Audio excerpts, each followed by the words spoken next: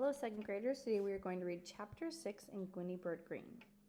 Today, Gooney Bird said on Wednesday, I'm going to tell you about Catman and the cow. Maybe you've noticed that I'm wearing my cat and cow outfit today. The students nodded their heads. They had noticed. Gooney Bird was wearing an orange fur jacket. Over her shoulder was slung a purse made from brown and white cowhide. Sometimes storytellers have special outfits that they wear. I think that's fine as long as it doesn't interfere with the story, Gooney Bird continued. You can buy fake cat whiskers and ears, for example, but I would never wear such a distracting costume. Would you wear a tail, Beanie asked. I know somebody who had a cat tail and ears at Halloween. Put on your thinking caps, class, Gooney Bird said. Think back to when I talked about Catman last week. No tail, the entire class said, all except Felicia Ann, although she looked up from the floor. That's right, Catman has no tail. I would tell about the lawnmower accident, and it would be an absolutely true story, but I also never use violence in my stories. Oh, good, Kiko said. Violence makes me cry. Gooney Bird smoothed her fur jacket and did her breathing exercises. Deep breath. Let it out. Deep breath. Let it out. I know a lot of you have been worried about Catman, she began. This picture of her. I certainly have, Miss Pigeon said. I've been thinking about Catman ever since he flew out of that flying carpet. By the way, Miss Pigeon, Gooney Bird said, I do want to mention how lovely you look today. Miss Pigeon blushed a little. She was still wearing her high-heeled shoes with the buckles, and today she was also wearing a rhinestone butterfly perch in her hair. In fact, the whole class looks quite lovely, Gooney Bird pointed out. She looked around. Malcolm, would you stand up? Malcolm rose from his seat and held his shoulders back. He was still wearing his polka-dot bow tie, and today he added a plaid belt. Kiko, Gooney Bird said. Kiko giggled and stood. She had a bright green bow in her hair and a long shiny silk scarf wrapped around her neck. Me, called Chelsea. Can I stand up? She did. And the entire class could see that she was wearing a fringed cowboy vest over her best dress. Me. Everyone, all but Felicia Ann, was calling out now, but Gooney Bird said, later, after the story. I'm ready to begin now. She took one more deep breath, let it out, and began. Beloved Catman is consumed by a cow. Once upon a time not long ago, after they'd left China, Gooney Bird and Catman found themselves flying through the air on a carpet. The carpet landed in a meadow near a brown and white cow who was contentedly eating wildflowers. The flowers were called loosestrife. The carpet unrolled and Gooney Bird stood up and looked around. She could see in the distance her father's car quickly disappearing down the road. Beside her, Catman also stood up. He'd become very furry and fat, the way cats do when they are frightened. My cat becomes very large and my brother brings his dog to visit, Miss Pigeon said. Then she put her hand up to her mouth. Oh, I'm sorry, Gooney Bird, I interrupted. That's all right, Gooney Bird replied. Maybe this is a good time for everyone to tell cat getting big suddenly stories. Many children did. Barry Tuckerman's grandmother's cat became huge and his tail stood straight out in the air when a groundhog appeared in the yard. Chelsea's cat became enormously fluffy and hissed and spat when the veterinarian gave her a shot. Tricia told how her cat got very, very fat and then one day had 7 kittens inside the laundry basket. Good. So you all understand about cats. Now I'll continue, Gooney Bird announced. The cow, who had some purple blossoms dangling from her mouth, looked very surprised when a person and a cat and a carpet all landed in her meadow.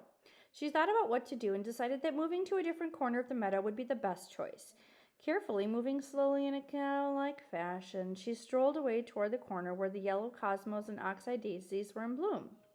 Gooney Bird's attention was on the car, which now had disappeared around a bend in the road. She was a little worried about the disappearance of the car.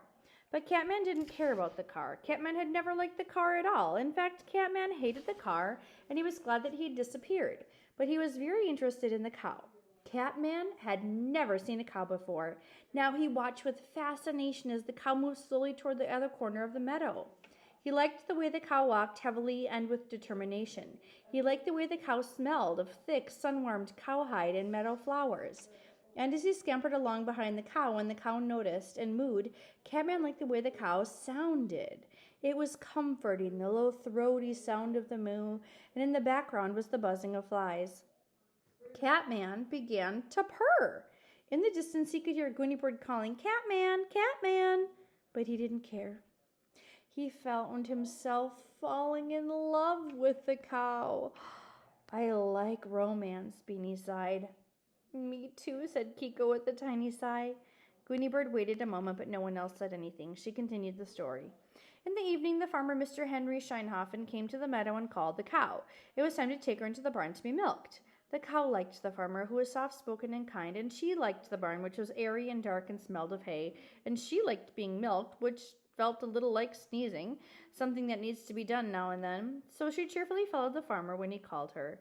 Catman cheerfully followed the cow. Miss Clara Steinhoffen, the farmer's wife, was feeding the chickens when her husband walked past, leading the cow. "My word," she said, "look, there's a cat with no tail following the cow." "So there is," said her husband. "Perhaps he is hungry. We should feed him." They tried to take Catman in the house to be fed, but he refused to leave the cow. So they brought the bowl of tuna fish and gave it to him in the barn. When Mr. Steinhoffen milked the cow, he squirted some in the dish for Catman. That night, Catman, who was by now completely and hopelessly in love, curled up beside the cow and slept. He has slept there ever since. During the day, he goes to the meadow with the cow, and while the cow eats wildflowers, Catman chases field mice and butterflies, listens to the buzzing of flies, and smells the warm and pleasant odor of cowhide. There's a picture of Catman and the cow. Gooney Bird paused. "Questions?" she said. Kiko raised her hand. "I was waiting for the bad part," she said. "I was going to cover my ears." "What bad part?" Gooney Bird said. "You know," Kiko whispered, "where the cow ate Catman." Gooney Bird looked surprised. "The cow doesn't eat Catman. The cow hardly notices that Catman is there. The cow eats wildflowers." "But you said," Kiko began. "Yes, you said," Malcolm called. Miss Pigeon stood up. "Remember the title of the story, children," she said. They all tried. "How a Cow Ate Catman," Barry Tuckerman called out. "How Catman Got Eaten Up by a Cow," Tricia said. Mrs. Pigeon shook her head. She picked up her notebook. "I wrote it down," she told them. "Beloved Catman is consumed by a cow." "Let me finish," Gooney Bird suggested. She went on with the end of the story. That night, the farmer and his wife turned on the TV and saw the interview with the little girl who rode a flying carpet. "If anybody finds my cat," the little girl, it was Gooney Bird, said, "please call this TV station." So Mr. Henry Steinhoffen, the farmer, called.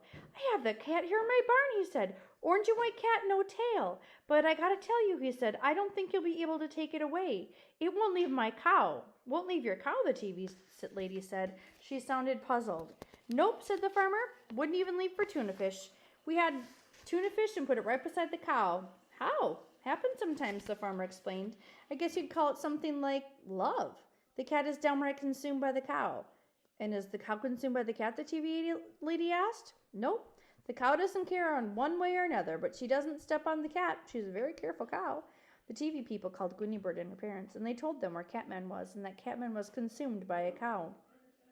So the Greene family drove their car back to the meadow and visited Catman.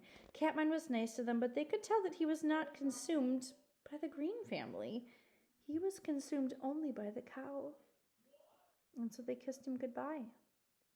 Then they hugged and kissed the farmer and his wife, and they all sang "The Farmer and the Doll," and they danced in a circle on their tiptoes, and they lived happily ever after. The end. "I love happy endings," said Kiko with a sigh. "Me too," Miss Pigeon said. "Thank you, Gooney Bird. Let's get our arithmetic books now, class." Everyone in the class groaned. "I know," Miss Pigeon said, laughing.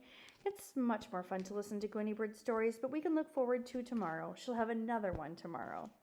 Gooney Bird had gone back to her desk, taken out her arithmetic book. She looked up in surprise. "No, actually it won't," she said. "That was my last story." The second graders, almost every one of them, called "No!" in very loud, sad voices. It sounded like a huge chorus, a singing song called "No!" Miss Pigeon looked horrified, but Gooney Bird, she said, "we still have a lot of unanswered questions." "Like what?" asked Gooney Bird. "Well, let me think." Miss Pigeon frowned. "The false teeth," Nicholas called. "Yes," Miss Pigeon said. Why did your father have to pack 43 sets of false teeth? That's the story we haven't gotten to yet."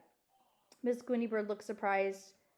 "That's not a story," she said. "That simply requires a dictionary, and you have one right there on your desk, Miss Pigeon." Mrs. Pigeon reached for her dictionary. "Look up this word," Gooney Bird said. She pronounced the word very carefully.